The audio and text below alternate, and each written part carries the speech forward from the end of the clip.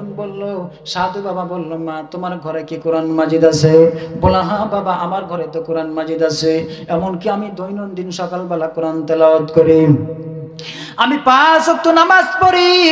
বাবা গো, আমি একজন ধার্মিক মেয়ে।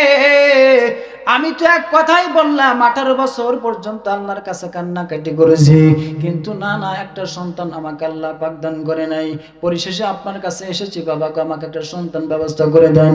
কোরআন মাজিদও আছে, আমি 5 ওয়াক্ত নামাজও পড়িয়ে দিতে কোনো সমস্যা নাই, কোনো সমস্যা নাই। এবার সাধু বাবা চিন্তা করলো, মা তাহলে শোনো, আমি এবার তোমাকে যেই শর্ত দেব, তুমি যদি মানতে পারো তাহলে তোমাকে সন্তান দেওয়া হবে।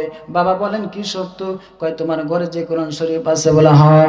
বলে, এই কোরআন মাজিদটাকে নিয়ে তুমি গোসলখানার মধ্যে ঢুকবা, গোসলখানার মধ্যে ঢুকিয়া, গোসলের সময় গোসলখানার মধ্যে ঢুকিয়া এই কোরআন মাজিদটাকে নিচে রাখবা এবং এই কোরআনের উপর তুমি বসবা, বসে গোসল করবা।